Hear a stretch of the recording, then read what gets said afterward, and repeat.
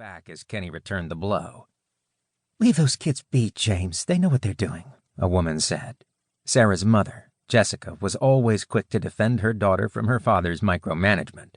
She squinted her eyes at him in mock irritation. Kenny laughed at their banter. Kenny lifted another crate and set it onto the wagon. They did, in fact, know what they were doing. The whole town did. Wheeler ran its own distillery, after all, manned by the town's residents. Everyone moved with a practiced efficiency, demonstrating their familiarity with handling the delicate crates of liquor. Today was a very important day for the entire community, and many residents stood alongside the road, waiting to watch the caravan as it departed. This was the first time Wheeler would send a caravan out. They would make the long trip to sell their goods and then, with the return from the sales, buy salt and return home. Wheeler had done quite well for itself in the past couple of years. The town's distillery produced corn whiskey and moonshine, which they originally sold to other communities via the train that came into town once a week. Eventually, the railroad company had taken notice of their success and began to charge outrageous sums of money to transport their goods. Shipping costs were now an unacceptable percentage of their costs, eating deeply into the profit margin. Wheeler residents did the math and quickly determined that they would be far better off finding their own way to transport the liquor. The town began to search for alternatives to the railroad. A small caravan was the simple solution. They already had wagons and the draft animals. Labor to drive the wagons and provide security also was available and cheap. It was the middle of May and planting season was over, so farmers weren't needed until later in the summer. Transporting the liquor now seemed like an overlooked bit of additional revenue that had been left on the table. The caravan's first stop would be Huntington, where they would sell the bulk of the whiskey and moonshine all at once. Huntington was a small city on the Ohio River that had become a major regional trading hub.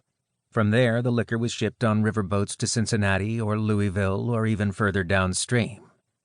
Once the idea took root, some enterprising citizen had the idea that the caravan should do more than ship liquor out.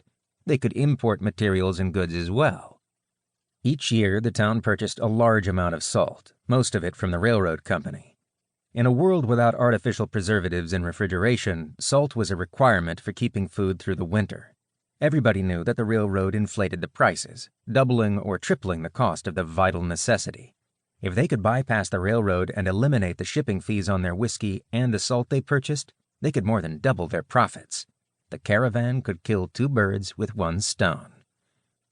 After selling the liquor, the caravan would leave Huntington flush with cash, which was usually in the form of easily transportable hard currency, such as gold and silver. Their return route would bring them close to Malden, which had a large salt mining operation. There, they would purchase as much salt as the wagons would carry directly from the mine, eliminating the railroad company's cut as a middleman. That much salt would fulfill the town's needs for 2 or 3 years. It would also provide them peace of mind, knowing it was there when they needed it. Even after accounting for the salt purchase, there would be a tidy profit left over to pay the caravan workers and guards. The round trip would take around a month to complete. 13 or 14 days on the road from Wheeler to Huntington, followed by another 14 days of travel to stop at Malden, pick up the salt, and then return home. The caravan had enough provisions for 6 weeks of travel, and if worse came to worst, they could trade some of their cargo for provisions along the way. Kenny paused in his work, glancing over at Sarah as she stacked her belongings for the trip. His stomach knotted up. 3 weeks without seeing Sarah. It was bad enough that he had to wait for Sundays after all of his work on the homestead was finished to go and see her. Now she was packing up to leave on a long and dangerous trip. He wanted to pull her aside and ask her to stay home from the trip, but he resisted the urge. It was selfish and short-sighted, but he couldn't stop himself from wishing she would stay at home and let someone else go in her place. What if something went wrong? The thought of her being so far away from him made him feel helpless, almost like when his father was out of town for business during the EMP. There had been nothing he could do but worry. "Kenny, are you all right?" Sarah asked, her brow creased. "You don't look well."